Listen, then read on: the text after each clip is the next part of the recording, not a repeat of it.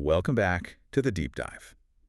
Today we are tackling something that I think almost everyone feels. If you've ever tried to learn a new language, and I know a lot of you listening are focused on English, you know this feeling. Oh, absolutely. It's that really agonizing moment where your brain is completely full. You know the words, you've studied the grammar, but your mouth just, Yep. it refuses to cooperate. It's the classic input-output imbalance. You can read a novel, you can watch a movie, no problem. But then you try to do something simple, like order a coffee. Freeze frame. Yeah. Total freeze frame. It's like this traffic jam between your brain and your tongue. And what we usually do is we blame ourselves. We think, oh, I'm just not good at languages, or... I need more vocabulary, I need to study more. Exactly. Yeah. But for this deep dive, we're looking at a whole stack of sources that say we've been trying to solve this problem in, well, completely the wrong way. They argue that we're trying to think our way out of a problem that is actually physical. Right. And that's the core concept we're going to unpack today, this thing called the mouth gym. The mouth gym. And what I love about this research, what really stands out, is that it fundamentally reframes the whole issue. It stops treating language learning like an academic subject, like history or math, where you just memorize facts. Right. And it starts treating it like a physical sport, like learning tennis or how to play the piano. That's a huge shift in perspective. So if you're listening right now and you're prepping for a big meeting, or you just want to sound a bit more natural when you travel, this is for you. Our mission today is to unpack this whole mouth gym philosophy and specifically a technique called shadowing. And the promise in these articles is pretty bold. They claim it's a shortcut to fluency that actually bypasses your conscious mind. Bypass the mind. Okay. It is bold, but it's backed by physiology. We've got articles here on muscle memory, guides on speech shadowing, research on motor learning, and the thread that connects them all is simple, but it's really profound. Stop studying. Start training. Okay, let's dig into that mindset shift first. Because I think most of us, myself included, we carry a lot of guilt when we can't speak fluently. We think, I must not be smart enough. Or I don't have the language gene. Right, but the sources are saying that's not it. Not at all. Not at all. The sources make this really critical distinction between, let's call it mental learning and physical learning. To get a bit technical for a second, it's the difference between declarative memory and procedural memory. Okay, let's break that down, because I think most people just assume memory is, well, memory. What's the difference? Well, declarative memory is knowing that. You know that the capital of France is Paris. You know that the past tense of go is went. It's information. It's a file in a cabinet in your brain. Got it. Factual knowledge. Exactly. But speaking is procedural memory. It's knowing how. It's the ability of your muscles to execute a really complex series of movements without you consciously thinking about it. So the big disconnect is that we're stuffing our declarative memory, our file cabinet, full of textbooks and vocabulary lists, but our procedural memory, our muscle memory, is totally empty. Precisely. It's like watching 100 videos on YouTube about how to do a backflip. Okay. You can understand the physics, you know the theory, you could probably explain the rotation to someone, but if you actually go outside right now and try to do one, you are going to hurt yourself. Because my body has no idea what to do. Exactly. The neural pathways from your brain to your muscles, they haven't been built yet. So that's a perfect analogy.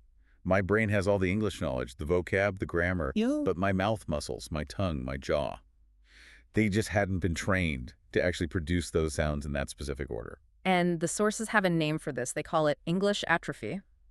It's a literal weakness in the muscles you need to articulate English sounds. If you don't use the muscle, it doesn't grow. It's that simple. It's exactly like lifting weights. You go to the gym for your biceps, so you have to go to the mouth gym for your speech muscles. That's the core message. I really like that term, English atrophy. It kind of takes the shame out of it. It's not a failure of intelligence. It's just a lack of gym time. It removes that whole psychological burden. It's not that you aren't smart enough. You just haven't done the reps. You wouldn't feel stupid if you couldn't bench press 200 pounds on your first day at the gym. Oh, of course not. You just know you need to train. Right. You just acknowledge you need to train. So if the problem is physical, then the solution has to be physical. And all the sources point to one specific exercise. It's called shadowing.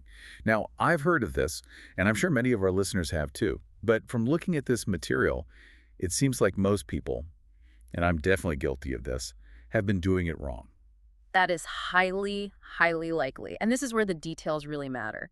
The traditional way people practice and what a lot of language apps actually encourage is this. You listen to a sentence, you hit pause, and then you repeat what you just heard. Right. Listen, pause, repeat. That's the standard model. It feels logical. You get to hear yourself clearly. I do this all the time. Why is that a problem? It feels logical, but the sources argue that is not shadowing. That's just repetition. And look, repetition is better than nothing, but it doesn't build that rapid-fire reflexive muscle memory we're talking about. True shadowing the mouth gym style is simultaneous. Simultaneous. Okay, so just to be 100% clear, you are speaking while the audio is still playing. You're basically talking over the person. Exactly. You listen and speak at the very same time. One of the texts uses this great metaphor that you are shadowing the speaker like a shadow follows a person down the street. The shadow doesn't wait for the person to stop moving. It moves with them. It moves with them. Okay, I have to play devil's advocate here. That sounds incredibly difficult. If I'm talking, how can I even hear the audio? My own voice is going to drown it out, isn't it? It is difficult, absolutely. And yeah, it might take some audio balancing, like using headphones, but the difficulty is kind of the point. Here's the why behind it. When you listen, pause, and then repeat, you are giving your brain time to do something that it loves to do, but which is terrible for fluency. And that is... Translate. The translation trap. The translation trap. That silence is fatal for fluency. In that little pause, your brain jumps in. It dissects the sentence, analyzes the grammar, maybe it translates it into your native language to double-check the meaning, and then it reconstructs it. And that whole process creates lag. It creates lag, and worse, it reinforces the habit of analyzing before you speak. Which is the very thing we're trying to kill. We want to bypass the analyzer. Correct. When you shadow simultaneously, when you're forced to keep up in real time, you literally don't have the cognitive bandwidth to translate. You're forcing your brain to bypass the analysis center and go straight to the motor cortex. So the key instruction from the sources is basically don't wait, don't think, just copy. That is the mantra. Don't wait, don't think, just copy. You force your brain to stop translating and start reacting. It shifts your focus completely from meaning to sound. And for a lot of intelligent adults, that is a scary shift. It is, because we're obsessed with being accurate. Did I get the grammar right? Was that the correct answer? We want to be correct. But what you're saying is, the sources say, forget about meaning for a second. Just make the noise. Be a parrot. Parrots don't worry about the past perfect tense. They worry about sound reproduction. And that leads us to the next level of this training, which the sources call copying the music. The music of English. This was my favorite part of the reading because it explains so much about why someone can have good English on paper, but still really struggle to be understood. It's not just about the words. Not at all. This is so often the missing link. English isn't just a flat string of words spoken like a robot. It has a very specific rhythm, a melody. The sources talk about stress-timed versus syllable-timed languages. I found this fascinating. Can you unpack that for us? Sure, this is a huge concept. A lot of the world's languages are syllable-timed. That means every syllable gets roughly the same amount of time. Think of Spanish or French or Japanese. It's very even, like a machine gun. Da-da-da-da-da. Right. Very rhythmic, very consistent. Right. English is the opposite. It's stress-timed. We speed up and we slow down. We linger on the important words, the nouns, the verbs, the adjectives, and we crush the little grammar words like prepositions and articles into these tiny, almost unnoticeable sounds. So if you speak English with that even syllable-timed rhythm, it just sounds... It sounds foreign. And paradoxically, it actually makes you harder for native speakers to understand, even if all your words are correct. Our brains are tuned to listen for those stress beats. If the beats aren't there, we get lost. So when we're shadowing, we're not just copying the words themselves. We're trying to mimic this whole uneven rhythm. You're mimicking the physical delivery, the speed, the tone, the emotion, and, critically, the pauses and what are called the reductions. Reductions? You mean how words get kind of squashed together? Exactly. Like how going to becomes gonna or for just becomes a tiny foo sound. It's the schwa, the most common sound in English. If you try to pronounce every single word perfectly and clearly, you're going to sound unnatural. Shadowing forces you to slur and connect words just like a native speaker does. So if the speaker in the audio sighs, you sigh. If they speed up, you speed up. If they sound angry, you sound angry. You're essentially an actor. You're inhabiting their physical space. You are, and this is how you improve your pronunciation naturally, without having to stare at phonetic charts and memorize weird symbols. You learn the music by singing along with the song. That makes so much sense. I mean, think about how we all learn pop songs. You don't usually read the sheet music first. Yeah. You just sing along with the radio a bunch of times until you start to match the singer. And eventually you hit the right pitch and the rhythm without even thinking about it. Exactly. You don't think, oh, I need to raise my pitch on this note. You just do it. You've shadowed it 100 times. Okay, but let's be real for a second. I'm imagining myself doing this right now. I've got my headphones on. I'm trying to keep up with the native speaker. I'm trying to copy their emotions. This sounds messy. I feel like I'm just going to be stumbling and mumbling and missing half the words. You absolutely will, 100%. And that brings us to maybe the most crucial point in all the source material. Normalize the mess. Normalize the mess. I think I need that on a t-shirt for my life in general. Don't we all? But it's vital here. The sources are so explicit about this. It is okay if it feels difficult. In fact, if it feels easy, if you're catching every single word perfectly, you're probably not doing it right. Or the audio is too slow for you. Right, back to the gym analogy. If you're lifting a weight and it feels like you're lifting a feather, you are not building any muscle. You need that resistance. That's it. The stumbling, the feeling of your tongue getting tied in knots, that is the burn. That's your muscles trying to adapt to new complex movements. We have to reframe that feeling of discomfort. Instead of it feeling like failure, you need to see it as evidence of a good workout. That is such a healthier way to look at it. Because normally when we stumble over a word, we feel embarrassment. We feel like we're failing. But in this framework, the stumbling is just the rep.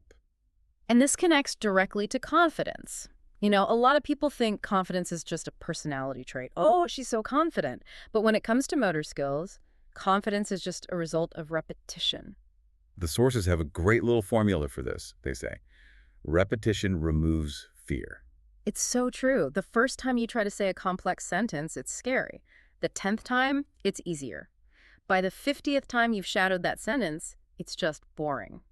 And when something is boring, it's easy.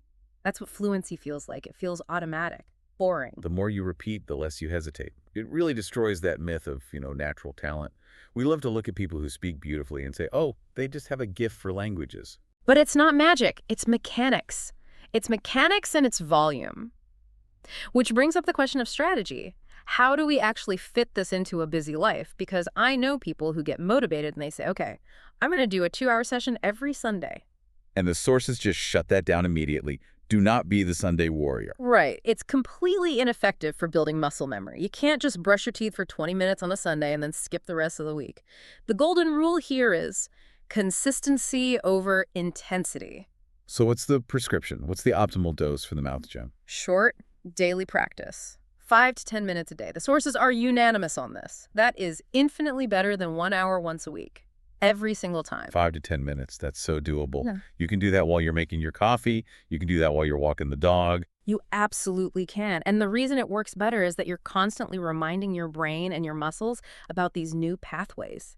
Neural pathways degrade really quickly if you don't use them. If you wait a whole week between sessions, your muscles literally forget the movement. You're basically starting from zero every Sunday. So you need that daily reinforcement to really lock it in. Consistency builds fluency. It's about building the habit. But let's talk about content for a second. If I'm sold on this and I've got my 10 minutes a day, what should I actually be shadowing? The texts say a common mistake is grabbing something way too difficult. Oh, absolutely. People grab a complex academic lecture or a Shakespeare play or some super fast TED talk about quantum physics. Yeah, trying to shadow a philosopher explaining the meaning of life is probably not the best place to start. No. You want to train with utility. The advice in the texts is to start with simple, useful, real-life phrases, things you actually want to be able to say in a conversation. Can you give us some examples of what high-utility training phrases would be? Sure. Think about all the little filler phrases that connect ideas. Things like, how's it going? Yeah, that sounds great. Or a really useful one. I'll think about it. I'll think about it. That's a great one. We use that all the time. We do. And a learner will often pause and construct it piece by piece. I will think about it. It sounds robotic. But if you shadow that phrase 50 times in a row, paying attention to how the words link together, how the K in think connects to the A in about, it becomes one single sound unit. ill think about. Ill think about it. Yeah, it becomes like one long word. Exactly. And the next time someone asks you a question in a meeting, you don't have to build the sentence from scratch. It just flies out of your mouth as a reflex. And that is the ultimate goal of the mouth gym. Moving English from your conscious brain, where you have to think about it, to your subconscious reflexes, where it just happens. Yes, I love that distinction. Train with real-life sentences to build immediate utility. You're not training to recite poetry. You're training to survive a conversation. Precisely. Yeah. So looking at this whole package, the physiology, the technique, the music, the routine, what stands out to you as the most critical takeaway for our listeners? For me, it's the permission it gives you to get out of your own head. We spend so much time analyzing language. This whole approach just says, stop analyzing, start moving. It connects language learning back to the body. It doesn't matter if it's piano or tennis or English. Understanding the theory is maybe 10% of the battle. The other 90% is just physical conditioning. That's going to be such a relief for so many listeners who feel stuck in that theory. Okay, let's recap the mouth gym philosophy before we go. Let's do it. We can boil it down to 4 rules. 1, treat your mouth like a muscle. If it's weak, it needs training, not more studying. 2, shadow simultaneously. Listen and speak at the same time to kill that translation habit. Okay. 3, ignore the meaning and just focus on the music, the rhythm, the stress, the emotion. And 4, do it every single day, even if it's just for 5 minutes. And always remember, mistakes are just the muscle burn. If you're stumbling, that means you're growing. Absolutely. Now, we never leave you without a challenge. The sources provided a specific homework assignment, and we want you to do it right now. We're going to do a little micro session. Yes, we're starting your training session today. No excuses. The mouth gym phrase for today is this: I am getting better every day. It's simple, it's positive, and it has a very common English rhythm. I am getting better every day. And notice the stress there. It's not flat. It's I am getting better every day. Can you hear those peaks? That's the music. So here is the challenge. We want you to repeat that phrase out loud, not in your head. You have to actually move your mouth 10 times right now, or as soon as this deep dive is over. And don't just say it robotically. Try to feel the movement. Copy that rhythm we just demonstrated. I am getting better every day, over and over again. Do that 10 times, and you've just completed your first mouth gym session. It's really that accessible. It starts that simply. And tomorrow, you just pick a new phrase. So here's a final thought to mull over as you go about your day. We always ask ourselves, how much English do I know? We treat it like a bank account of facts. But maybe, based on everything we've talked about today, the better question to ask is, how fit is my English? That's a great distinction. Knowledge versus fitness. One is static, the other is active. You can be very knowledgeable and still be completely out of shape. Exactly. So stop studying it like a subject and start practicing it like a sport. Thanks for diving in with us today. Get those reps in, and we'll see you next time. Keep training.